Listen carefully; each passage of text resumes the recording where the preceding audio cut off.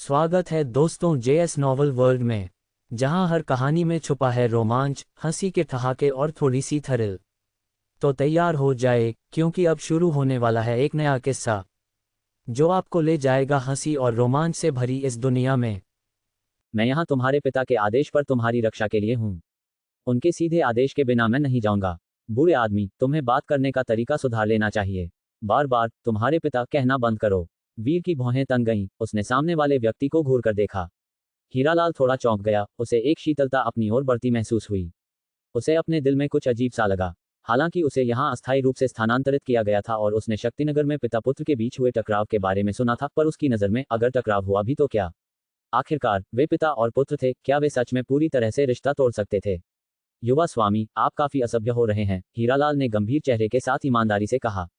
तुम्हारे प्रति या किसके प्रति? वीर की आंखें सिकुड़ गईं, उसके चारों ओर एक काली आभा मंडरा गई जो खतरनाक रूप से चमक रही थी। हीरालाल ने इसे देखा, लेकिन उसके सीधे सादे स्वभाव ने उसे ईमानदारी से कहने पर मजबूर किया, बेशक तुम्हारे पिता के प्रति। जहां तक मेरे साथ तुम्हारे व्यवहार की बात है, मुझे कोई आपत्ति नहीं है। इससे पहले कि वह अपना वाक्य पूरा कर पाता, जमीन पर खड़ा युवक अचानक हरकत में आया। फूएसएस की आवाज के साथ उसने एक जबरदस्त मुक्का मारा। हीरालाल थोड़ा चौंक गया, उसकी निगाहें तुरंत सख्त हो गईं और उसने जल्दी से एक हथेली के प्रहार से रोका। एक धमाके के साथ दो महान शक्तियां टकराईं, जिससे हीरालाल पीछे की ओर उछल गया, कई दसों मीटर पीछे हटकर रुका। उसका बूढ़ा चेहरा आश्चर्य से भरा था। इससे पहले वीर को दो अमर महादानवों को मारते हुए देखने के बाद भी उसका पिछला अनुभव इस पल जितना तीव्र नहीं था। वीर के मुक्के की शक्ति उसके लिए संभालना मुश्किल था। चूंकि तुम एक बुजुर्ग हो, मैं तुम्हें परेशान नहीं करूंगा, लेकिन अगर तुमने सही से बोलना नहीं सीखा तो मैं सचमुच तुम्हारा मुंह बंद कर दूंगा। वीर वहीं खड़ा रहा, उसे एक ठंडी नजर डाली और आगे पीछा नहीं किया। हीरालाल का चेहरा भद्दा हो गया, क्योंकि वह कुछ कहना चाहता था, पर युवक की आंखों में वास्तविक शीतलता देखकर रुक गया, खुद को रोकते हुए। अगर वीर ने कल की तरह पूरी ताकत लगाई होती तो उसे संदेह था कि क्या वह विरोध कर पाता। आखिरकार उसका कर्तव्य युवक की रक्षा करना था। वीर, लीना ने जब वीर को सचमुच हमला करते देखा तो भौहें चढ़ाकर आवाज दी। वीर ने उसकी ओर देखा और कहा, बुजुर्ग लीना, मैं उम्मीद करता हूं कि दानवों को मारने के कठिन कार्य के अलावा मेरा मूड थोड़ा प्रसन्न रहे, और मैं उम्मीद करता हूं कि आप भी उसी के अनुसार आचरण करेंगी। वीर को इस तरह की दूर की भाषा का उपयोग करते सुनकर उसके चेहरे का भाव थोड़ा बदल गया। जब उसने उसकी ओर देखा, वह नहीं जानती थी कि उसके सातवें भाई और उसके बेटे के बीच क्या हुआ था, जिससे बच्चे में इतनी कड़ी घृणा पैदा हो गई थी, यहां तक कि उसके प्रति भी। जब सातवें भाई का जिक्र आया, उसने अंदर ही अंदर आह भरी और चुप रही। वीर कुछ नहीं हुआ की तरह अपनी सीट पर वापस चला गया, गुप्त मैनुअल लिखना जारी रखते हुए। हीरालाल अपने हाथ पीछे बांध कर खड़ा था, लेकिन जिस हथेली से उसने वीर का मुक्का पकड़ा था वह हल्का सा कांप रही थी। सौभाग्य से अमर महादानव की उपचार क्षमता जबरदस्त थी, जो अंगों को फिर से पैदा करने में सक्षम थी। जल्द ही उसकी बांह की नसें फिर से सहज हो गईं। हीरालाल ने युवक को गहराई से देखा, दया महसूस की और सोचा कि क्या शक्तिनगर को भेजा गया पत्र सेनापति को मिल गया होगा। शक्तिनगर, रणवीर हवेली। शक्तिनगर में रणवीर हवेली के भीतर एक हरी चिड़िया खिड़की से फड़फड़ाती हुई आई और मेज पर दवात के पास उतर गई। उसका हथेली के आकार का शरीर अचानक सिर के आकार का हो गया और उसके चोंच से एक पत्र का लिफाफा बाहर निकल आया। मेज पर भूरे रंग के कपड़े पहने मध्य आयु वर्ग के व्यक्ति ने तेजी से पत्र उठाया, उसे खोलकर ध्यान से पढ़ा। पढ़ने के बाद उसका चेहरा आपातकाल के साथ गहरा हो गया और उसने पत्र को कुचल दिया। मेरे मालिक, क्या वह युवा स्वामी का पत्र है? यूशान हरी चिड़िया को देखकर अंदर आया, उसकी आंखों में चिंता झलक रही थी। आखिरकार वह मुख्य घराने का वारिस था, जिसकी प्रतिभा अगर पोषित की जाती तो दुनिया के राक्षसों और दानवों को दबाने के लिए पर्याप्त हो सकती थी। हम्फ, यूशान के चिंतित स्वर का जवाब देते हुए वरुण ने गुस्से में फुंकार मारी, उसकी आंखें आक्रोश से भरी थीं। ये हीरालाल का जवाब है। मैं सोच रहा था कि वह इतना जिद्दी क्यों है, पता चला कि कोई उसे समर्थन दे रहा है। चाचा 2, चाचा 5 सचमुच हानिकारक हैं। क्या वे सच में वीर को बर्बाद करके ही संतुष्ट होंगे? यूशान थोड़ा चौंक गया और पूछे बिना नहीं रह सका, मेरे मालिक, आपका इससे क्या मतलब है? वरुण आगे बात करने के मूड में नहीं था। पत्र की सामग्री ने उस गुस्से को फिर से जगा दिया था जिसे वह पिछले कुछ दिनों में दबाने में कामयाब रहा था। उसने हीरालाल को रास्ते में गुप्त रूप से वीर की रक्षा करने के लिए भेजा था। केवल हीरालाल को यह पता चला कि एक और शक्तिशाली व्यक्ति गुप्त रूप से वीर का पीछा कर रहा था, और उसे संदेह था कि यह चार स्टैंड्स क्षेत्र के शीर्ष व्यक्तियों में से एक हो सकता है। ये चार स्टैंड्स क्षेत्र है, पूरे आर्यावर्त में कुछ ही ऐसे व्यक्ति हैं, तो ऐसी स्टैचर वाला कोई व्यक्ति किसी बच्चे की रक्षा करने के लिए क्यों नीचे उतरेगा? निस्संदेह ये चाचा 2 और चाचा 5 ही थे जिन्होंने तार खींचे, अपने पुराने दोस्तों से एहसान मांगा। ये किसी काम के लिए कीमती एहसान बर्बाद करने के बराबर था, और एक चार स्टैंड्स क्षेत्र के विशेषज्ञ को एक बच्चे के साथ भेजने में एक भारी बर्बादी थी। इस खाली समय में वे अनगिनत दानवों को मार सकते थे। सबसे महत्वपूर्ण बात, यह उसकी इच्छाओं के विरुद्ध गया। वह चाहता था कि वीर देवद्वार दर्रा जाए, सीमा पर अपनी जिद को तोड़ने के लिए, उसे जीवन और मृत्यु के बीच के आतंक को देखने देने के लिए, उसे यह महसूस करने देने के लिए कि बाहरी दुनिया रणवीर हवेली जितनी आरामदायक और गर्म नहीं थी। अब एक 4 स्टैंड्स क्षेत्र का विशेषज्ञ गुप्त रूप से उसकी रक्षा कर रहा है, तो वह कुछ भी अनुभव कैसे कर सकता है? ऐसा करने में क्या उन्हें सच में बच्चे के लौटने और उससे रिश्ता तोड़ने के लिए 3 साल तक इंतजार करना होगा? बच्चे के जिद्दी स्वभाव के साथ वह 3 साल बाद द्वेष रखेगा। जितना अधिक वरुण ने सोचा, उतना ही वह गुस्सा हुआ। उम्मीद कर रहा था कि 4 स्टैंड्स क्षेत्र के विशेषज्ञ में वीर के साथ 3 साल तक रहने का धैर्य नहीं होगा। बच्चे के असहमत स्वभाव को देखते हुए यह असंभव था कि दूसरा पक्ष सहन कर सके। हालांकि अगर चाचा 2 और चाचा 5 उसे लाड़ प्यार देते रहे और बड़े एहसानों का वादा करते रहे, तो यह असंभव नहीं था कि वे सचमुच 3 साल तक उसके साथ रहेंगे। ये सोचते हुए वह तुरंत उनसे स्पष्टीकरण लेने के लिए निकल पड़ा। जैसे ही उसने कमरे से बाहर कदम रखा, आसमान से बर्फ के टुकड़े गिरने लगे। जल्दी सर्दी की बर्फ आ गई थी। वरुण ने जाहिर तौर पर बर्फ के टुकड़ों की परवाह नहीं की, छाता लेने की जहमत नहीं उठाई और सीधे वर्षा श्रावण मीनार की ओर उड़ गया। वर्षा श्रावण मीनार के अंदर दरवाजे पर खड़े प्रहरियों ने वरुण को देखते ही तुरंत झुककर अभिवादन किया।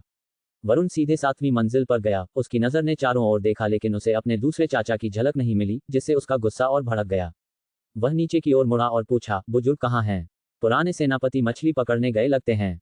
वह कहाँ मछली पकड़ रहे हैं? ये सेवक नहीं जानता। वरुण आक्रोशित था। बचपन से ही उसने सुना था कि ये दूसरा चाचा अनुशासनहीन था, अपने पिता के भाइयों के साथ तालमेल नहीं बिठाता था, और यह सच ही था। आदमी का कर्तव्य वर्षा श्रावण मीनार की रक्षा करना था, फिर भी वह कहीं दिखाई नहीं दे रहा था, और जब उसे ढूंढने का इरादा किया तो उसे पता नहीं लगाया जा सका। उसका गुस्से से भरा चेहरा देखकर प्रेरी डर गया और जैसे कि कुछ याद आया हो, जल्दी से कहा, मेरे मालिक, इस तुच्छ व्यक्ति को लगता है कि वह एक जगह जानता है जहां पुराने सेनापति जा सकते हैं। कौन सी जगह? युवा स्वामी ने एक बार इसका जिक्र किया था, शहर से लगभग 2000 कोस पूरब में, काले पानी का दानव ताल, प्रेरी ने सम्मानपूर्वक कहा। वरुण ने तुरंत निकलने का निश्चय किया, लेकिन अचानक उसने अपनी भौहें सिकुड़ी और कहा, उस बच्चे ने इस जगह का जिक्र तुमसे क्यों किया? युवा स्वामी ने यूं ही जिक्र किया था। वह अक्सर पुराने सेनापति को पेस्ट्री भेजते हैं और चूंकि सफर लंबा है, युवा स्वामी को चिंता होती है कि खाने का डिब्बा गर्म नहीं रहेगा। वरुण का भाव तुरंत गहरा हो गया। ठीक से खेती करने के बजाय वह मीठी बातें करता है और दूसरों की चापलूसी करता है। कोई आश्चर्य नहीं कि दूसरा चाचा उसकी ढाल बनता है। अपनी आस्तीनों को झटके के साथ वह आसमान में ऊपर उठा और पलक झपकते ही वह शक्तिनगर से बाहर उड़ रहा था। कुछ ही देर में वरुण काले पानी के दानव ताल के किनारे पहुंचा। झील का विशाल विस्तार असीमित था, जिसमें लगातार काली लहरें टकरा रही थीं। उसने क्षेत्र का सर्वेक्षण किया और कुछ देर बाद उसने झील के किनारे एक जगह पर एक आकृति ढूंढी। वरुण सीधे उसकी ओर उड़ा और नीचे उतरा। झील पर आकृति ने शोर सुना और अनजाने में पीछे मुड़ा। वीर। मुस्कान उसके चेहरे पर बस आई ही थी जब उसने वरुण का कठोर भाव देखा और तुरंत वास्तविकता पर लौट आया। उसकी आंखें धुंधली हो गईं। दूसरे चाचा। अपने दिल में गुस्सा होने के बावजूद वरुण उतरते ही पहले झुका, फिर पास आया और झील की ओर देखकर पूछा, क्या आप यहाँ मछली पकड़ने आए हैं? मछली पकड़ना? अभिनव के चेहरे ने अपनी ठंडी अलगाव वापस पा ली। उसके मुंह के कोने हल्के से फड़फड़ाए। वह केवल यहाँ चुपचाप बैठा था। तुम्हें इस जगह के बारे में कैसे पता चला और तुम मुझसे क्या चाहते हो? अभिनव ने उदासीनता से पूछा। ये देखकर वरुण ने भी शिष्टाचार छोड़ दिया और सीधे कहा, दूसरे चाचा, मैं जानता हूं कि आप उस बच्चे की परवाह करते हैं, लेकिन क्या आपको एहसास नहीं है कि आप इस तरह से उसे नुकसान पहुंचा रहे हैं? अभिनव ने उसकी ओर मुड़कर देखा और कहा, मैं तुम्हारे बेटे को कैसे नुकसान पहुंचा रहा हूं? तुमने अपने दोस्त को वीर पर नजर रखने दिया और उसे गुप्त रूप से सुरक्षित करने दिया। क्या यह मुझे सचमुच उससे रिश्ता तोड़ने के लिए मजबूर करने जैसा नहीं है?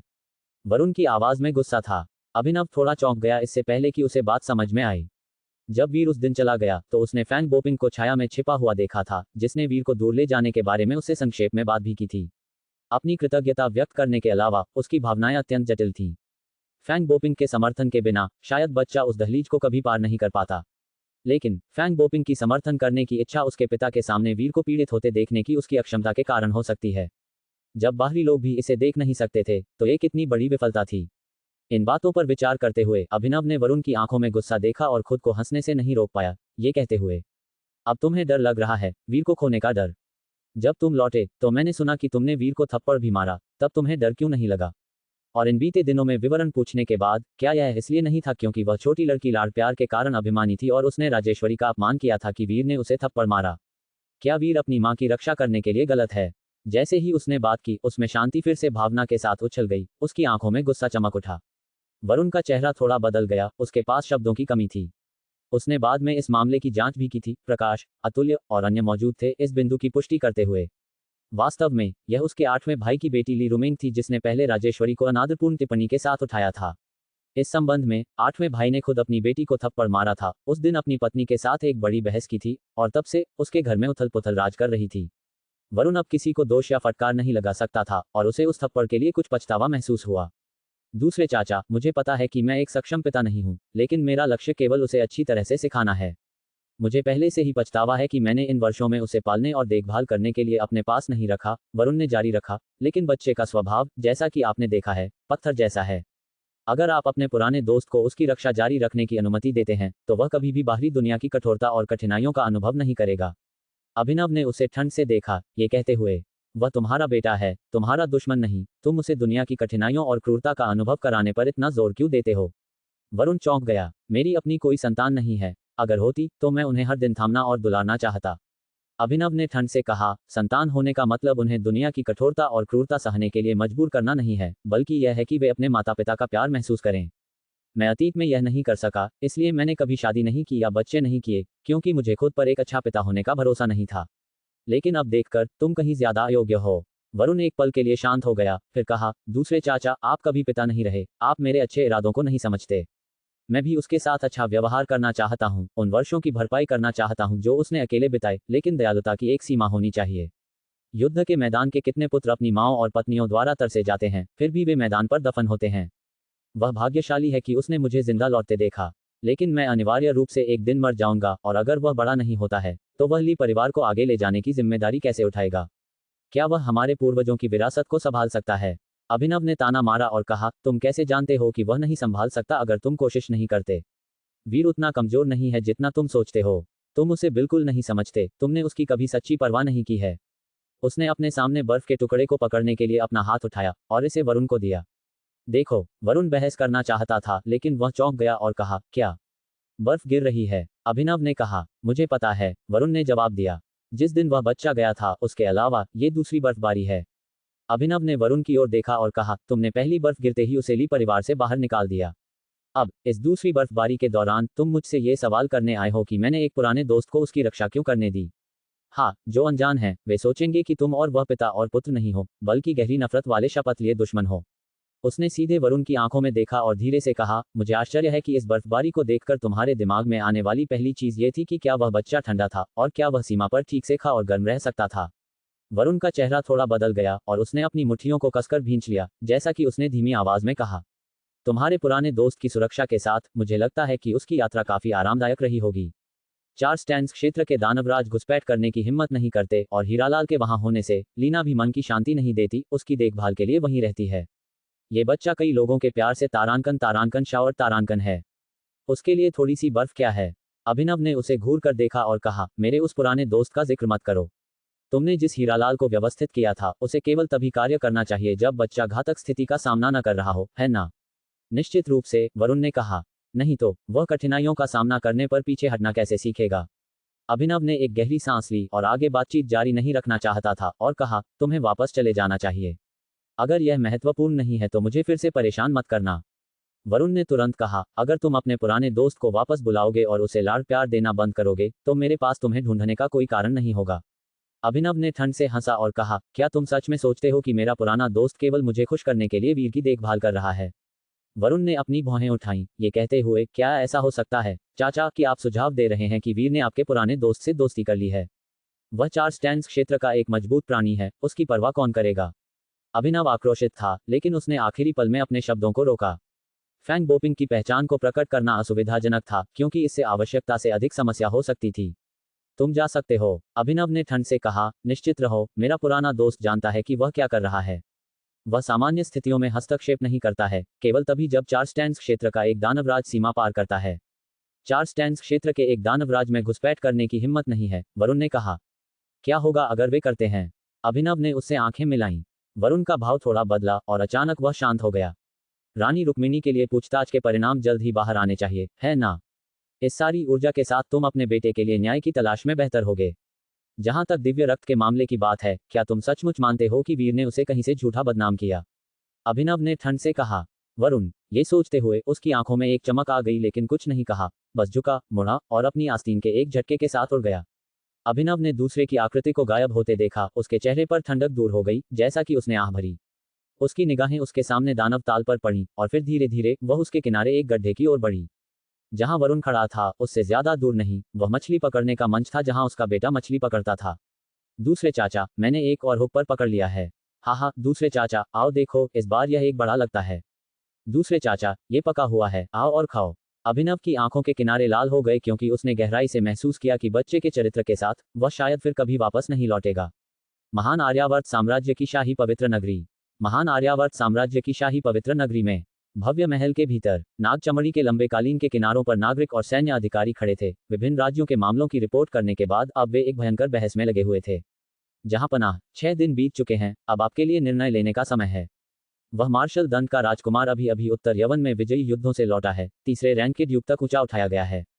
उसका बेटा पक्ष द्वारा लाड़ प्यार किया गया, अभिमानी हो गया है। अपनी अद्वितीय प्रतिभा पर भरोसा करते हुए उसने मार्शल दंड के राजकुमार के साथ एक महान युद्ध लड़ा। पिता और पुत्र का एक दूसरे को मारना प्राकृतिक नियमों और नैतिकता के पूरी तरह से विपरीत है। अगर हम उसे सख्त से सख्त सजा नहीं देते हैं तो ये केवल सार्वजनिक नैतिकता को भ्रष्ट करेगा। अगर हर कोई अनुसरण करता है तो हम संप्रभु और विषय, माता पिता और बच्चे के बीच कर्तव्य और सम्मान को कैसे बरकरार रखेंगे? जहां पनाह, आपके सेवक का मानना है कि इस मामले के लिए अंतर्निहित कारण है। हमें किसी भी जल्दबाजी वाले निर्णय लेने से पहले पूरी तरह से जांच करने की जरूरत है। कहा जाता है कि बच्चे में असाधारण प्रतिभाएं हैं। केवल 14 साल की उम्र में स्वर्गिक मानव लोक तक पहुंच गया है, यहां तक कि उस समय ली परिवार के 9वें बेटे से भी अधिक भयंकर है। यह अनिवार्य है कि वह कुछ अहंकार और लापरवाही दिखाएगा, लेकिन उसे पहले ही सेनापति रणवीर द्वारा फटकार लगाई गई है। देवद्वार दर्रा की रक्षा करने के लिए भेजा गया है। वह सजा पहले से ही काफी सख्त है। वह तो बस दिखावा है। मुझे विश्वास नहीं है कि उसके पास गुप्त रूप से उसकी रक्षा करने वाला कोई नहीं होगा। अगर देवद्वार दर्रा गिर जाता है तो मैं देखना चाहूंगा कि क्या उसका बेटा जिम्मेदारी उठा सकता है। ऐसे रणनीतिक रूप से महत्वपूर्ण जगह को एक बच्चे को सौंपना पूरी तरह से बकवास है। क्या होगा अगर वह खो जाए? देवद्वार दर्रा के पीछे भव्य लियांग राज्य में अरबों आम नागरिक रहते हैं। जो लोग अनादरपूर्ण हैं वे मृत्यु के योग्य हैं। लोग भयंकर ढंग से बहस करते थे, उनके विचार 2 श्रेणियों में गिरते थे। एक पक्ष सख्त सजा में विश्वास करता था, जबकि दूसरा सोचता था कि कम करने वाले कारक थे जिनकी जांच करने लायक थी, या कि इसे ली परिवार द्वारा खुद ही संभाला जाना चाहिए। इसे राज्य का मामला नहीं बल्कि एक निजी परिवार का मामला मानते हुए राय की परवाह किए बिना प्रत्येक में कमियां थी जो खंडन के लिए पकी थी, इसलिए बहस कई दिनों तक अनसुलझी रही। नाग सिंहासन पर सवार राजसी सम्राट यू ने सितारों और चांद के रूप में स्पष्ट नजर पहनी थी, किसी भी सीधे नजर को भयभीत करते हुए। जैसे ही उसने शोरगुल भरी बहस सुनी, उसके मुंह का कोना हल्का सा मुड़ा, लियू ताल द्वारा दृश्य को याद करते हुए। वह ढिठ लड़का, इतना उग्र स्वभाव, सम्राट यू ने खुद से सोचा। उसकी निगाह कमरे में घूमी, दूसरे किनारे पर विद्वानों के शांत समूह पर उतरी और उसने रुचि के साथ पूछा, हानलिन हॉल के सदस्य, आपके क्या विचार हैं? जब सम्राट ने बात की तो अन्य बहसें बंद हो गईं और सभी आंखें महान विद्वानों के समूह की ओर मुड़ गईं। उनके चेहरों पर जिज्ञासा और हैरानी थी। अतीत में इस तरह के अशोभनीयता के मामलों में ये कमजोर विद्वान हमेशा विरोध करने वाले पहले होते थे। उनकी तेज जुबान ने उन्हें जुड़ने के लिए भी अनिच्छुक बना दिया था। आखिरकार वे मार्शल कलाकार थे। शब्दों की लड़ाई में वे कलम चलाने वालों के लिए कोई मुकाबला नहीं थे। फिर भी इस अवसर पर ये व्यक्ति तारांकन बाईस्टैंडर्स तारांकन के रूप में शांत थे, बहसों के लिए बहरे लग रहे थे। रणवीर हवेली से डरना, ली परिवार से डरना, वह वास्तव में एक तमाशा होगा। इन साथियों ने राजकुमारों की भी आलोचना करने में संकोच नहीं किया, तो ली परिवार उनके लिए क्या था, जब 5 दिव्य परिवारों में से प्रत्येक ने उनकी फटकार का सामना किया था। अगर इतिहास में उनके अमाप योगदान के लिए नहीं, जिसने उन्हें निंदा से परे छोड़ दिया, तो उन्हें बहुत पहले चुप करा दिया गया होता। शिष्टाचार की अवहेलना करना आम लोगों को मारने के बराबर है, इन विद्वानों का एक पसंदीदा तर्क। वे 2 को बराबर करने में बने रहते हैं। उन लोगों के लिए बहुत परेशानी होती है जो इस तरह की तुच्छताओं की कम परवाह करते हैं। इसके अलावा सम्राट ने हानलिन हॉल को उच्च सम्मान में रखा और अदालत के भीतर नागरिक अधिकारियों की स्थिति सैन्य अधिकारियों से कम नहीं थी। वास्तव में उनकी कथित कमजोरी अक्सर उन्हें सम्राट से अधिक सुरक्षा दिलाती थी। जबकि दानवों को मारना मार्शल कलाकार का कर्तव्य था, देश पर शासन करना और शांति लाना एक नागरिक सेवक का कार्य था। ये दुनिया अकेले दानवों से पीड़ित नहीं है, लोगों के दिल भी महान राष्ट्रों को नीचे ला सकते हैं। और लोगों के दिल को प्रभावित करने में नागरिक अधिकारी उत्कृष्ट हैं।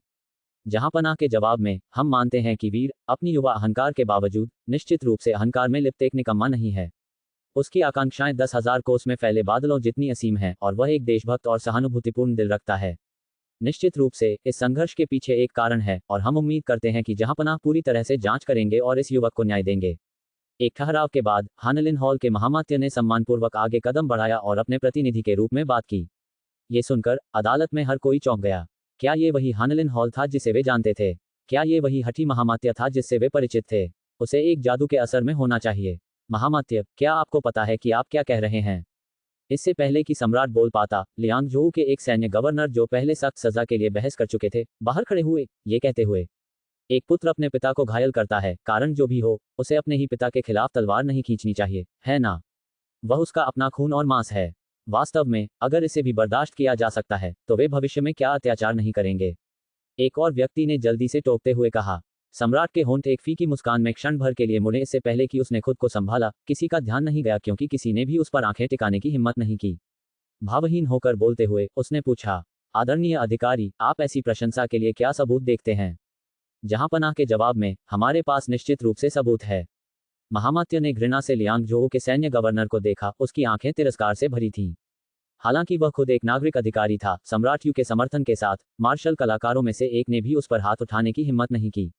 इसके अलावा, वह समझता था कि प्रतिद्वंद्वी ने ऐसे उग्र उपायों का प्रस्ताव क्यों दिया था। यह इसलिए था क्योंकि सेनापति रणवीर ने वीर को देवद्वार दर्रा भेज दिया था, जिससे डर बढ़ गया था कि यह गिर सकता है, और आक्रमणकारी दानवों को मारने के लिए उसे सामने की पंक्तियों पर होना आवश्यक होगा।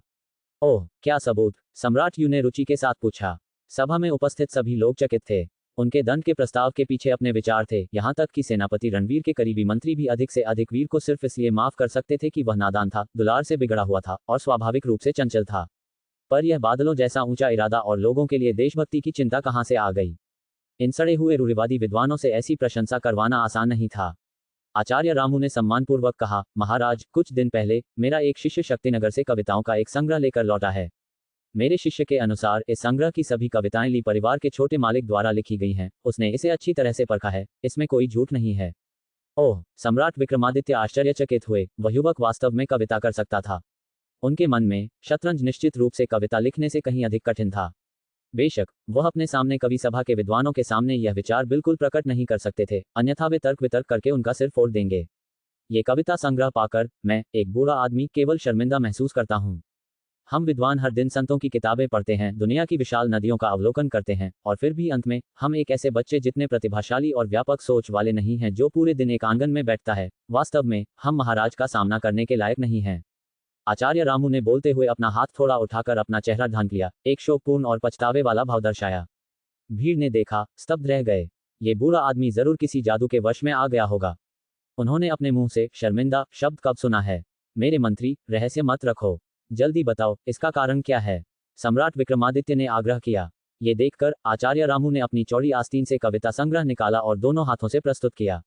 सम्राट विक्रमादित्य के बगल में मौजूद सेवक जयंत ने उसे लेने के लिए हाथ हिलाया। फिर रामू ने अपना ध्यान मालवा के सैन्य राज्यपाल की ओर मोड़ा, अपनी आस्तीन झटकी और बिजली जैसी निगाह से कहा, यह सच है कि उन्होंने पिता और पुत्र के रूप में युद्ध किया और सामाजिक नियमों के विरुद्ध जाना भी सच है, लेकिन ये कहना कि कोई कारण अस्वीकार्य है, ये कथन गलत है। महान आर्यावर्त साम्राज्य में हम रीति रिवाजों का सम्मान करते हैं, लेकिन हम कभी भी मृत रीति रिवाजों का पालन नहीं करते हैं। जनरलों ने गुप्त रूप से खुद पर कटाक्ष किया, लेकिन रामू की तीक्ष्ण निगाह थी और उन्होंने ऊंचे स्वर में कहा, मैं आप सभी से पूछता हूं, क्या वह व्यक्ति जो कह सकता है कि मैं अपने देश के लिए युद्ध के मैदान में मरना पसंद करूंगा बजाय इसके कि घोड़े की चमड़ी में लपेटकर घर भेजा जाऊं, एक सच्चा देशभक्त नहीं है? क्या वह व्यक्ति जो कह सकता है कि प्राचीन काल से मृत्यु से कौन बचा है? मेरी वफादार आत्मा इतिहास के पन्नों को प्रकाशित करे, देशभक्त नहीं माना जाता है? जब कोई सेनापति सफल होता है तो पुरस्कारों और पदवियों की बात न करें, लेकिन याद रखें कि उसकी सफलता हड्डियों के पहाड़ पर बनी है। मालवा के सैन्य राज्यपाल पर अपनी निगाहें जमाए, रामू की आंखें तीव्रता से जल रही थीं, उनकी आवाज दरबार में गूंज रही थी, एक सेनापति की सफलता हड्डियों के पहाड़ पर। ये शब्द युद्ध में मरने वाले सैनिकों के लिए दुख और प्रसिद्धि और गौरव के प्रति अरुचि दर्शाते हैं। मैं आप सभी से पूछता हूं, वह व्यक्ति जो दुनिया को इतना महत्व देता है और प्रसिद्धि को इतना हल्का, वह किस प्रकार का व्यक्ति है? भीड़ स्तब्ध थी, क्षण भर के लिए निशब्द। मालवा के सैन्य राज्यपाल का भाव थोड़ा बदल गया, उन पंक्तियों का उन पर काफी प्रभाव पड़ा। देवद्वार दर्रा के गिरने की चिंता से अधिक उस पंक्ति ने उनकी आंखों को नम कर दिया। इस समय सम्राट विक्रमादित्य भी सेवक जयंत द्वारा उन्हें सौंपे गए कविता संग्रह को देख रहे थे, चुपचाप पन्ने पलट रहे थे। उनका भाव गंभीर और शांत होता जा रहा था। भले ही वह देशभक्त हो, लेकिन उसने अपने पिता पर तलवार उठाई, इस तथ्य को नजरअंदाज नहीं किया जा सकता है। अचानक किसी ने कहा। रामू ने उस व्यक्ति की ओर देखा, कटाक्ष किया और कहा, यह वास्तव में एक तथ्य है, लेकिन क्या एक तथ्य आवश्यक रूप से सत्य होता है? वह आदमी चौंक गया, स्तब्ध हो गया, उसके विचार बिखर गए। रामू ने ठंडे लहजे में कहा, दर्पण में फूल और पानी में चांद जो आंखें देखती हैं वह हमेशा वास्तविकता नहीं होती। और भले ही हम एक कदम पीछे हटें और मान लें कि यह सच है, क्या ये कहा जा सकता है कि सेनापति रणवीर का कोई दोष नहीं था? क्या अपने बेटे को देवद्वार दर्रा की रखवाली के लिए भेजना पर्याप्त रूप से कठोर नहीं है? मैं आप सभी से पूछता हूँ, देवद्वार दर्रा की रखवाली करने की हिम्मत किस में है? भीड़ निशब्द रह गई। इतने सच्चे दिल वाला, लोगों के लिए ऐसी चिंता रखने वाला युवक, क्या वह अपने पिता के प्रति सहनशीलता नहीं दिखा सकता? मुझे लगता है कि इसमें अन्य कारण भी शामिल होंगे। हमें आगे टिप्पणी करने से पहले गहन जांच की जरूरत है। रामू ने जोर से घोषणा की। एक आदमी ने 3000 मील तक लड़ाई लड़ी, एक तलवार 10 लाख सैनिकों का विरोध कर सकती है। इस समय दरबार के ऊपर सम्राट विक्रमादित्य की आवाज धीरे से फैली और सुनने वाले हर किसी ने अपने दिल में एक सिहरन महसूस की। अच्छी कविता, शानदार बालक। सम्राट विक्रमादित्य ने मुस्कान के साथ कहा, अपनी प्रशंसा को कम नहीं किया। जो लोग कुछ पल पहले और बहस करना चाहते थे, उनके भाव हल्के से बदल गए और वे शांत हो गए। गंधर्व महल की यानमिंग पैलेस। दरबार खत्म हो गया। गंधर्व महल के अंदर सम्राट विक्रमादित्य टहल रहे थे। उनके पीछे सेवक जयंत थोड़ा झुके हुए उनका पीछा कर रहे थे। तुमने उस बालक को सत्य तेज महोत्सव में देखा था, उसके बारे में तुम्हारा क्या विचार है? सम्राट विक्रमादित्य धीरे धीरे चले, उनके होठों पर हल्की सी मुस्कान आई। वह युवा शतरंज में आक्रामक था और ऐसी भयंकर कविता बनाना इतना अजीब नहीं लगा। सेवक जयंत ने एक पल सोचा, फिर झुके और कहा, महाराज, मैंने बच्चे के व्यवहार को आकस्मिक और लापरवाह देखा, लेकिन उसका स्वभाव स्थिर है। उस दिन की घटना वास्तव में बुद्ध गुरु के शिष्य द्वारा शुरू की गई थी। बुद्ध गुरु? सम्राट विक्रमादित्य ने धीमी आवाज में कहा। बर्फ गिर रही है। मुझे आश्चर्य है कि वह बच्चा दर्रे के उस पार कैसा कर रहा है। मैंने सुना है कि सेनापति रणवीर ने वहां से सभी सैनिकों को वापस बुला लिया है। ऐसा लगता है कि वह उस जगह को छोड़ने की योजना बना रहा है। सेवक जयंत चुप रहे, सिर झुकाए हुए। अगर तुम्हारे पास समय हो तो वहां की यात्रा करो। मैंने सुना है कि वह बच्चा जल्दबाजी में निकला और एक तलवार भी नहीं लाया। मेरी ओर से उसे एक ले जाओ। सम्राट विक्रमादित्य ने मुस्कान के साथ कहा, उसे गरुड़ उड़ान भेजो। सेवक जयंत के दिल में एक झटका लगा। वह 10 महान प्रसिद्ध तलवारों में सबसे आगे थी। जी हुजूर, उन्होंने सम्मानपूर्वक सहमति दी। वरुण को चिंता नहीं है कि उसका बेटा मर सकता है, लेकिन मैं कुछ हद तक भयभीत हूँ। इसके अलावा उसे बताओ कि अगर वह थक गया है तो वह महान आर्यावर्त साम्राज्य राज्य लौट सकता है। मैं उसे गंधर्व महल के बाहरी हॉल में अध्ययन करने की अनुमति देता हूँ, राजकुमारों के साथ रहने के लिए।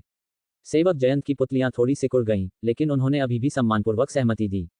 देवद्वार दर्रा, हेवनली गेट पास। मालवा की सीमा पर देवद्वार दर्रा में वह मात्र टीला जो अंबरगढ़ था।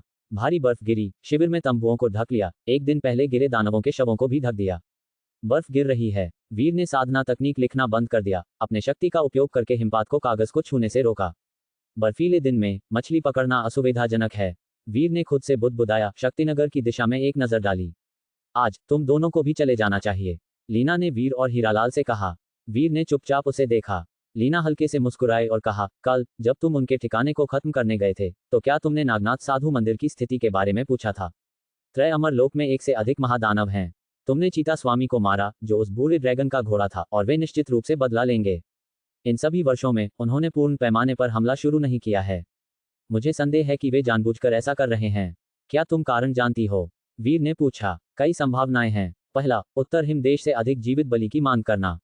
दूसरा, हमारे ली परिवार को धीरे धीरे मिटाना। उस बूढ़े ड्रैगन का हमारे ली परिवार के पूर्वजों के प्रति द्वेष हो सकता है और वह इस उद्देश्य के साथ काम कर सकता है।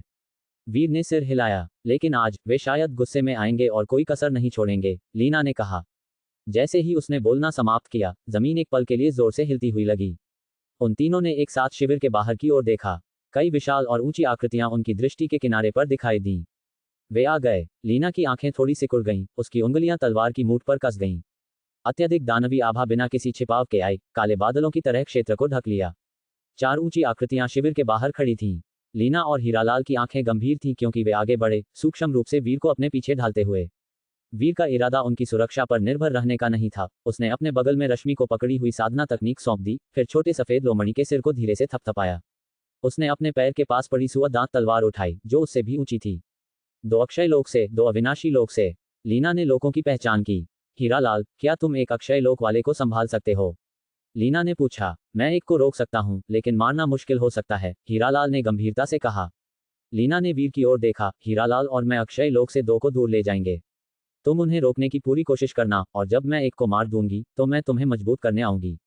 इसके अलावा सावधान रहना, अंधेरे में घात लगाकर हमला करने वाले हो सकते हैं। अंधेरे में 2 घात लगाए हुए हैं, वीर ने चौंकाने वाले ढंग से कहा। 6 दानव, वे बिखरने का जोखिम नहीं उठा सकते थे। पीछे हटने की तैयारी करो, मैं तुम्हें धनकूंगी। हीरालाल, वीर का ध्यान रखना। लीना ने गहरी सांस ली। जी, हीरालाल ने स्वीकार किया। कोई जरूरत नहीं है, लेकिन वीर ने सिर हिलाया, सुअ दांत तलवार को जमीन पर घसीटते हुए आगे बढ़ा। मैं इस शहर को रोकने के लिए यहां आया हूं। तुम जा सकते हो, लेकिन मैं नहीं जा रहा हूँ। वीर, ऐसे समय में क्या तुम अभी भी द्वेष रख रहे हो? तुम्हारा जीवन महत्वपूर्ण है, लीना ने गुस्से से चिल्लाया। हीरालाल कुछ कहते तभी शिविर के बाहर के 4 दानव पहले से ही अधीर हो रहे थे और दर्रे के पीछे शिविर की ओर बड़े कदमों से बढ़ रहे थे। लीना, मैं पिछली बार तुम्हारे पास तुम्हें अपनी पत्नी बनने की पेशकश लेकर आया था। आज तुम्हारे पास एक और मौका है। क्या तुम मुझे मना करोगी या स्वीकार करोगी? दानवों में से एक विशाल कोबाल्ट नीले मोर ने स्वाभाविक रूप से एक सुंदर मयूर राज का रूप ले लिया जैसे ही वह द्वार पार कर गया, हाथ में एक तह वाला पंखा लेकर चल रहा था।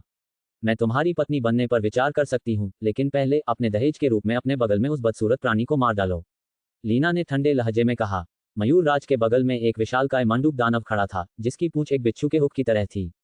मंडूक दानव ने अपना मुंह थोड़ा खोला, क्रूरता से कहा, तुम निश्चित रूप से मर चुकी हो, मुझे तुम्हें टुकड़ों में कुचलना होगा। तुम खुद छोटे हो, मेरी पत्नी को बदसूरत मत कहो, मयूर राज ने मुस्कान के साथ कहा। मंडूक दानव ने उसे घूरा लेकिन और शब्द बर्बाद नहीं किए और अचानक अपना मुंह खोलकर एक जलती हुई लाल छाया थूक दी, जो तेजी से तीनों की ओर दौड़ी। लीना की पुतलियां सिकुड़ गईं और उसने अपनी तलवार जोर से नीचे घुमाई। तलवार क्यों मुड़ी हुई, नसदार जीभ से टकराए, एक धात्विक क्लिंक उत्पन्न हुई। मंडूक दानव का शरीर अचानक एक छलांग में आगे बढ़ा। उसकी उछलती हुई चार्ज के क्षण में जिस जमीन पर वह था वह हिंसक रूप से धंस गई।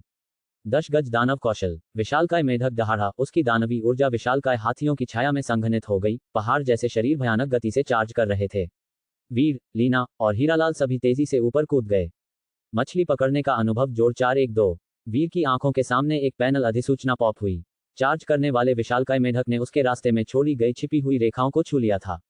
वीर की आंखें थोड़ी चमक उठीं। मंडूक दानव ने भी देखा कि उसके अगले अंग अविश्वसनीय रूप से महीन रेखाओं से लिपटे हुए थे, जो एक तलवार से भी तेज थे, जिससे उसे दर्द हो रहा था। रोर, विशालकाय मेढक का शरीर उमड़ पड़ा और उसने हवा में तीनों की ओर एक भयंकर दहाड़ मारी। भयावह ध्वनि तरंगें आए, लीना और हीरालाल को इस हद तक हिला दिया कि उनके चेहरे खून से लाल हो गए। लेकिन वीर ने अचानक एक अंतर्दृष्टि प्राप्त की, जैसे कि भाग्य उसके दिमाग का पक्ष ले रहा था। ताल की तीसरी कला के दाव लोक ने उसे लय के बारे में बहुत जानकार बना दिया था।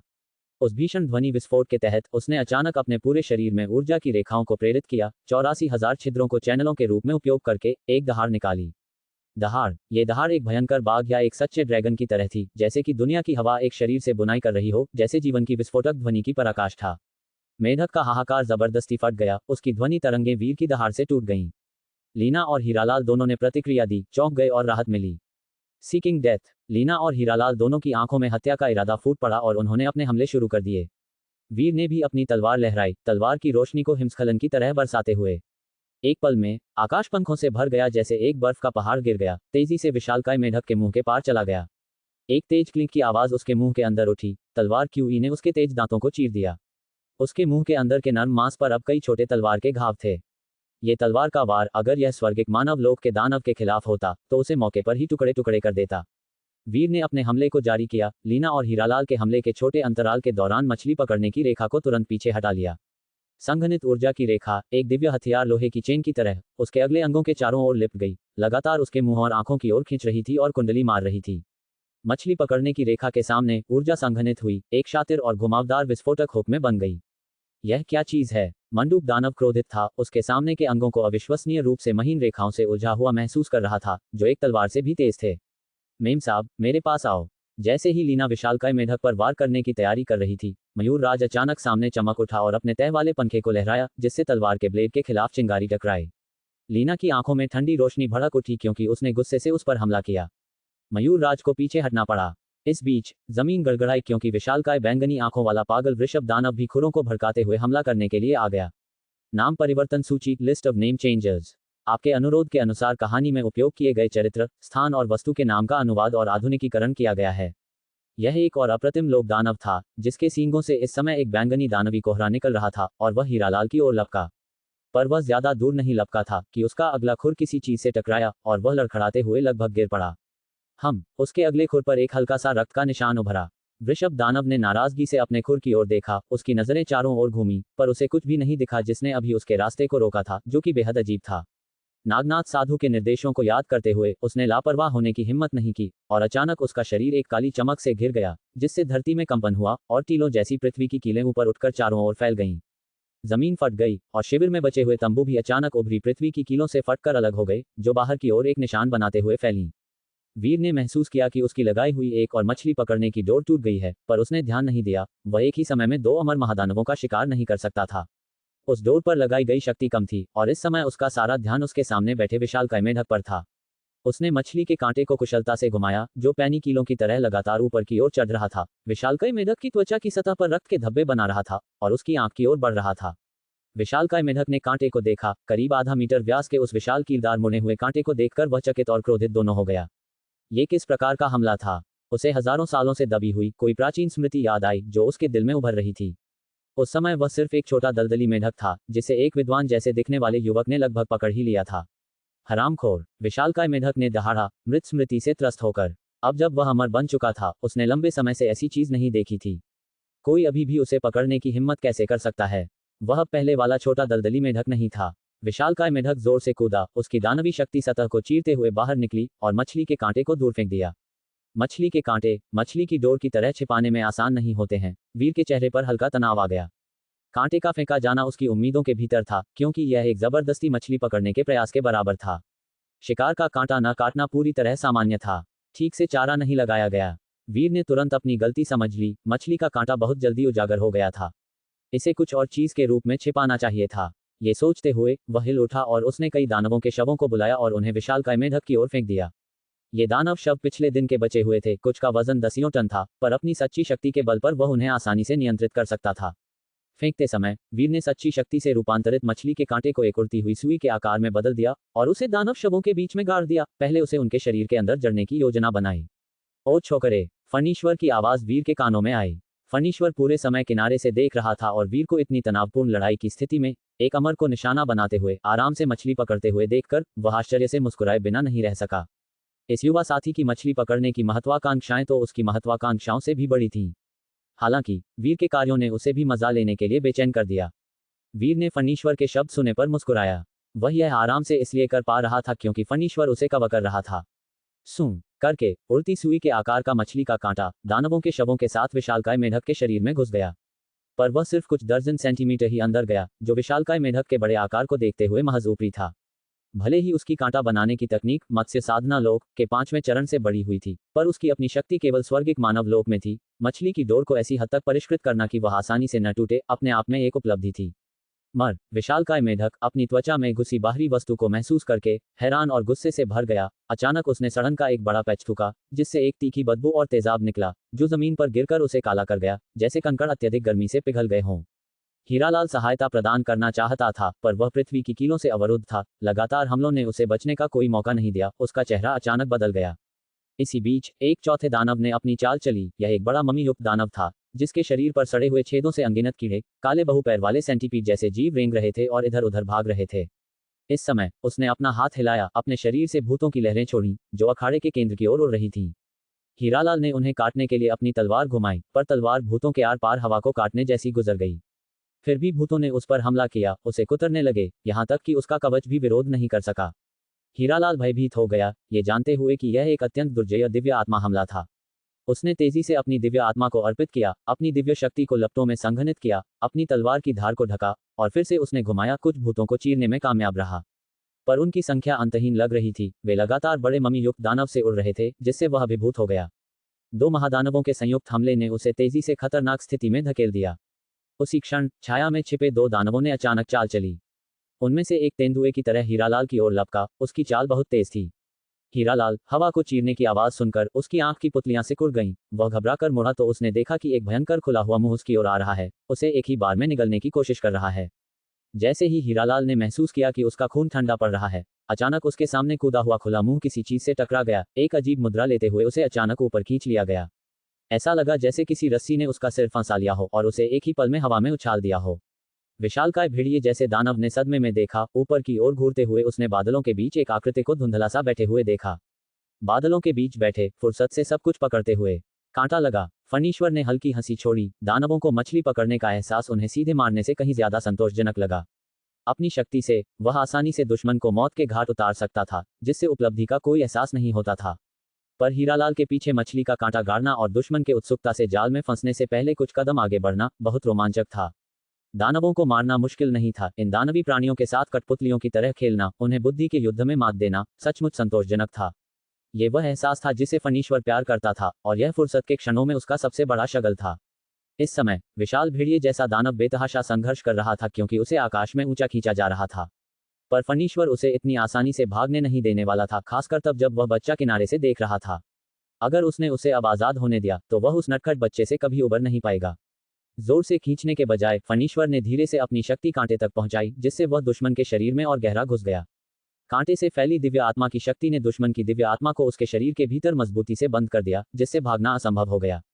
मेरे लिए उठो, फणीश्वर ने एक हल्का आदेश दिया। उंगलियां हरकत को निर्देशित कर रही थीं। उसकी उंगली से फैली मछली की डोर तेजी से पीछे हट गई और उसने विशाल भेड़िए जैसे दानव को सीधे बादलों में खींच लिया।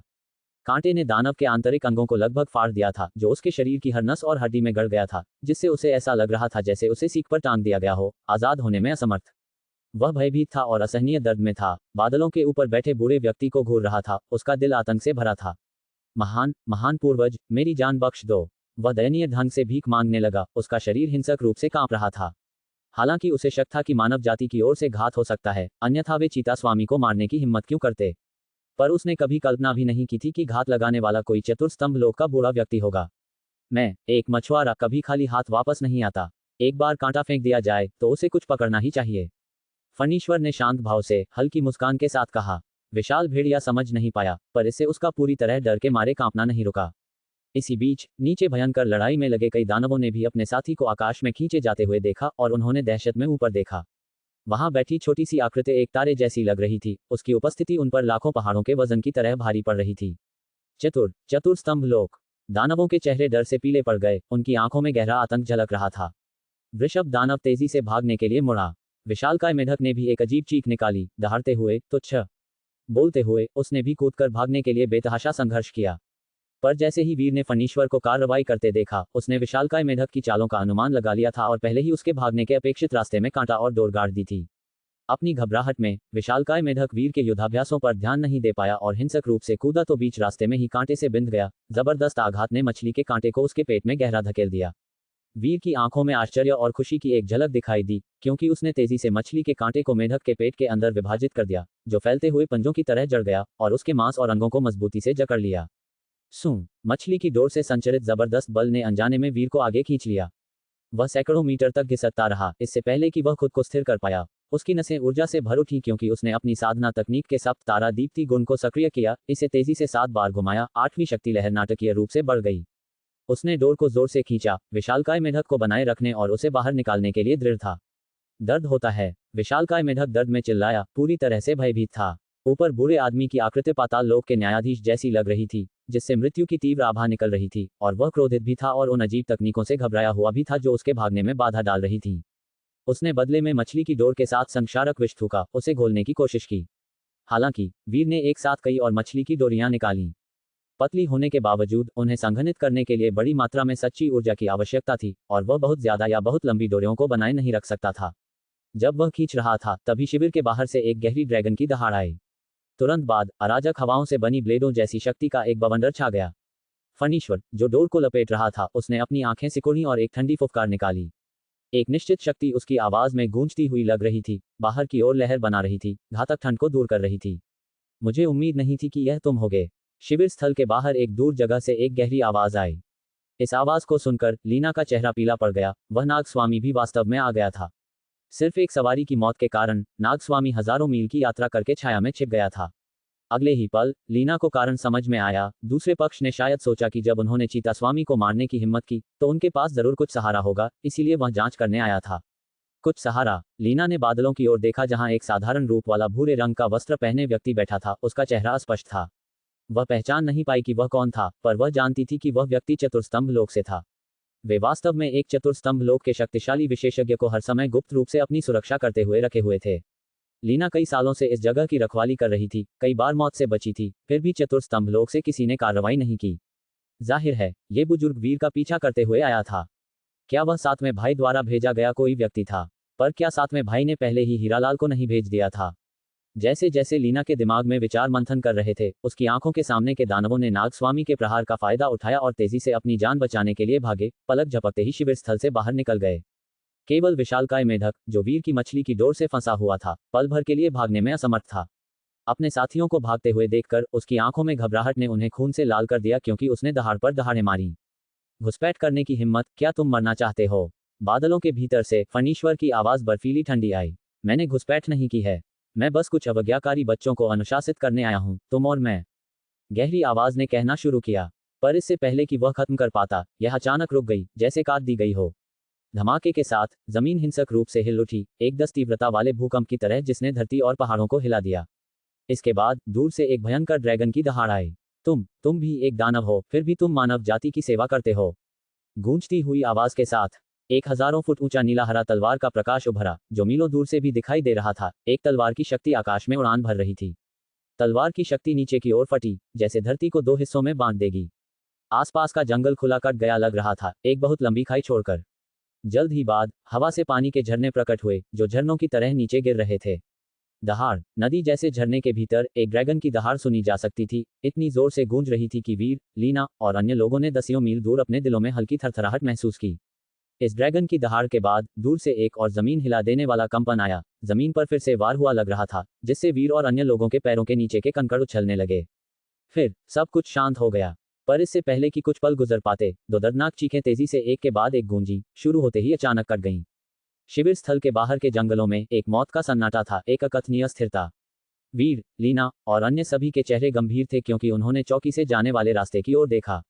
थोड़ी ही देर में एक आकृति धीरे धीरे पास आई। उसका शरीर नाजुक था और उसने पानी की तरह चमकने वाली एक बहने वाली पोशाक पहनी हुई थी। उसके नीले हरे बालों की लंटें एक झरने जैसी लग रही थीं, जो केवल उसके बालों के रंग से यह संकेत दे रही थी कि वह मानव जाति से नहीं थी। और वास्तव में उसकी आंखें एक शांत धारा की तरह साफ और नीली थीं, जो जीवित सृष्टि को प्रतिबिंबित कर रही थीं। इस खूबसूरत पतली महिला के पीछे 2 गहरे नीले पानी की जंजीरें थीं। जंजीरों के सिरों से 2 विशाल जानवरों की छायाएं जुड़ी हुई थीं, भागता हुआ वृषभ, दानव और मोर। इस समय मोर की आंखों में केवल एक धुंधली और कमजोर जीवन शक्ति बची थी, क्योंकि वह मौत के कगार पर था। उसकी छाती छिदी हुई थी, एक खूनी गुहा छोड़ते हुए उसकी पनकी पूंछ लटकी हुई और सिकुड़ी हुई थी, जमीन पर घिसट रही थी। इस दृश्य को देख वीर और बाकी सभी हक्के बक्के रह गए। यहां तक कि फणीश्वर भी आश्चर्यचकित थे। उस स्त्री का चेहरा देखते ही वीर एक पल के लिए भौंचक्का रह गया, फिर भ्रमित हुआ। वह और कोई नहीं, ठंडे कुंड की जलक्युलिन, सोनम थी। वह यहाँ कैसे? वीर को याद आया कि उसने कला केसरी अकादमी के संस्थापक से अकादमी की रक्षा करने का वादा किया था, और यह जगह लीलांचल में हजारों मील दूर थी। इस पल बाकी सभी की निगाहों के सामने सोनम अपने पीछे 2 दानवों को घसीटती हुई, जो छोटे पहाड़ों के आकार के थे, धीरे धीरे दर्रे की ओर बढ़ रही थी। छावनी के भीतर वीर की अचंभित अभिव्यक्ति देख वह मुस्कुराए। सोनम ने हल्के से हंसते हुए कहा, क्या कोई पुराना दोस्त आता है और तुम उनका स्वागत नहीं करते? उसकी आवाज निर्मल झरने के पानी सी सबको वास्तविकता में ले आई। लीना और हीरालाल ने सदमे में वीर की ओर देखा। शक्तिनगर में पले बड़ेली परिवार के सदस्य होने के नाते वे कला केसरी अकादमी के इस महादानवराज को कैसे नहीं पहचानते। वीर होश में आया और तुरंत मुस्कुराया, मुझे बस इससे निपटने दो, फिर मैं तुम्हारा स्वागत करने आता हूँ। वह अभी भी उस विशालकाय भेग दानव को पकड़े हुए था। सोनम के आगमन ने छावनी से रेंग कर भागने की कोशिश कर रहे उस दानव का रास्ता रोक दिया था। अपने मोटे और विशाल शरीर को जमीन पर कांपते हुए उसने और संघर्ष करने की हिम्मत नहीं की। सोनम ने भेग दानव पर एक नजर डाली और पूछा, क्या मदद चाहिए? उसके इस हल्के से प्रश्न से दानव के शरीर पर की चर्बी कांप उठी, पसीने की बूंदें रिसने लगीं। वह हकलाया, माफ कर दें, मुझसे गलती हो गई, मेरी जान बख्श दें, मैं बोझ ढोने वाला पशु बनने को तैयार हूं। उसके वाक्य पूरा करने से पहले ही वीर ने उसे खींचना शुरू कर दिया, उसके शरीर को वापस अपनी ओर खींचते हुए। दानव ने भीतर ही भीतर संघर्ष किया, पर उसका शरीर निढाल और गतिहीन रहा। उसने वीर को उसे घसीटने दिया, जिससे जमीन पर घिसाव के निशान की एक लंबी लकीर बन गई। भेग दानव को खींचकर वीर के सामने लाया गया। उसने बेतहाशा विनती करना शुरू कर दिया, युवक, मेरा कोई दुर्भाव नहीं था, ये सब उस पुराने नागराज का किया धरा था। वीर मुस्कुराया, क्या तुम्हारे पास कोई साधना तकनीक है?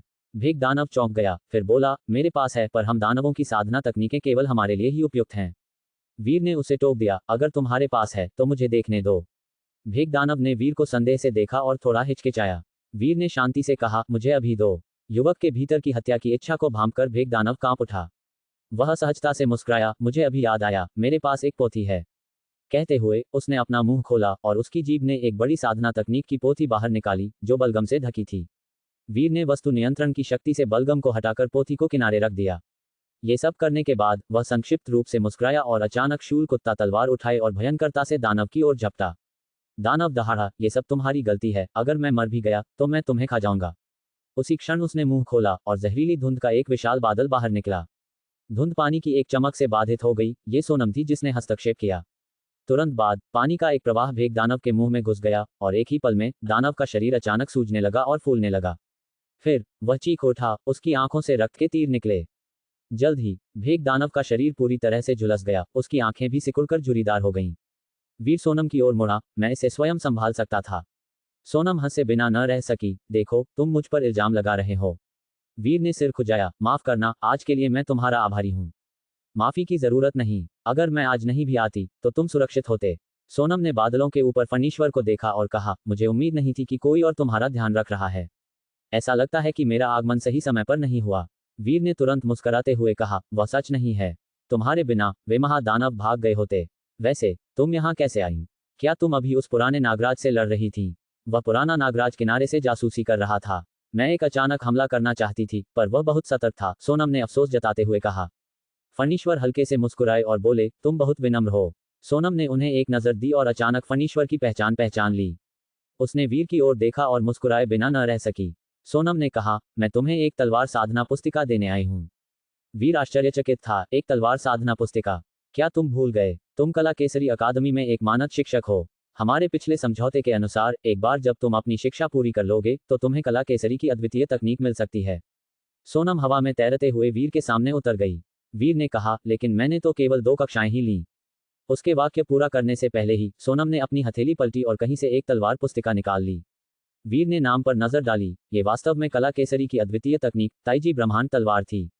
सोनम ने मुस्कुराते हुए कहा, अकादमी प्रमुख ने शेष कक्षाओं को अभी के लिए दर्ज करने को कहा है।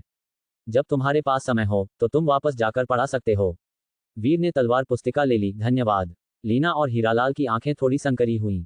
वे समझ गए थे कि कला केसरी का यह उपहार वीर के प्रति उनके स्पष्ट इरादे को दर्शाता था। लीना ने वीर को देखा। इस बच्चे में ऐसा क्या जादू था कि ये दोनों चतुर्थ स्तंभ क्षेत्र की हस्तियां उसे इतना महत्व देती थीं? सोनम ने पूछा, क्या यहाँ कोई शहर नहीं होना चाहिए? वीर ने तलवार पुस्तिका रख दी और जबरदस्ती मुस्कुराया, शहर नष्ट हो गया। बोलते हुए उसने उस मोर पर ध्यान दिया जो मुश्किल से सांस ले रहा था। उसने तुरंत अपनी सत्य शक्ति को एक मछली पकड़ने वाले कांटे में संघनित किया, उसे बाहर फेंका और प्राणी के सिर पर फंसाकर उसे हिंसक रूप से अपनी ओर खींचा।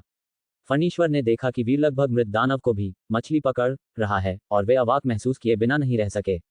वीर ने एक अजीब सी मुस्कान दी। बहुत दुखद, सोनम ने कहा और अपनी भौहें थोड़ी उठाईं। वीर ने पूछा, इतनी लंबी दूरी तय करने के बाद क्या तुम्हें भूख लगी है? सोनम ने मुस्कुराते हुए जवाब दिया, यहाँ छोटे पेस्ट्री नहीं है।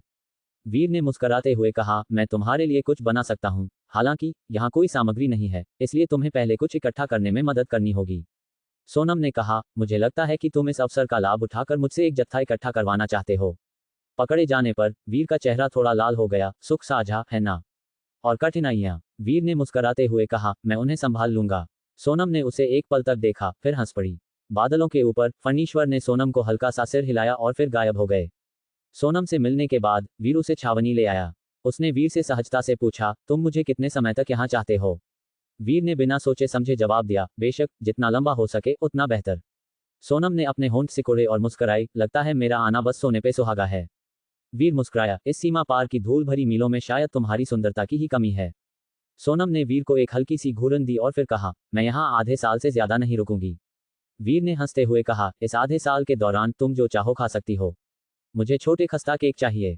कोई समस्या नहीं। छावनी में आटा या अन्य सामग्री नहीं थी, इसलिए वीर ने कागज और कलम ढूंढकर उन सभी सामग्रियों को लिख लिया जिनकी उसे जरूरत थी। वीर ने लीना से लीलांचल का भू मानचित्र प्राप्त किया और उसे सोनम को दे दिया, उससे कहा कि वह निकटतम शहर से आपूर्ति खरीदे। वीर ने लकड़ी और पत्थर इकट्ठा करने के लिए अपनी शक्ति का इस्तेमाल किया, मिट्टी के टीलों के चारों ओर एक छोटी बाड़ लगाकर एक छोटा सा आंगन बनाया। 15 कोस क्षेत्र के विशेषज्ञ को मुंशी के रूप में पाकर लीना को लगभग एक भ्रम हो गया था कि यह युवक नष्ट हुए शहर का पुनर्निर्माण करेगा। जल्द ही सोनम खरीदारी यात्रा से लौट आए, साथ में ढेर सारी आपूर्ति और प्रावधान लाए। वीर ने रश्मि और छोटे सफेद लोमड़ी से मदद ली, सब कुछ छोटी बाड़ वाले आंगन में ले गए। हालांकि छोटा सफेद लोमड़ी मानव रूप में परिवर्तित नहीं हो सकता था, फिर भी उसने अपने 2 छोटे पंजों में चटाई और कंबल जैसी वस्तुएं पकड़ी, पिछली टांगों पर सीधा खड़ा होकर अपने भार के साथ आंगन की ओर लड़खड़ाता रहा। आधे दिन की हलचल के बाद जगह ने एक नया रूप ले लिया था। वीर ने आंगन में आग जलाई, दानवों के शरीरों से कुछ चर्बी वाले और स्वादिष्ट हिस्से चुने, उन्हें काट लिया और उन्हें कोयले पर भुना। उसने रश्मि से आग देखने में मदद करने को कहा, जबकि वह सोनम के लिए पैनकेक बनाने के लिए किनारे पर आटा गूंथ रहा था। लीना भी आग के सामने बैठ गई, भूनते हुए मांस की मनमोहक सुगंध का आनंद ले रही थी।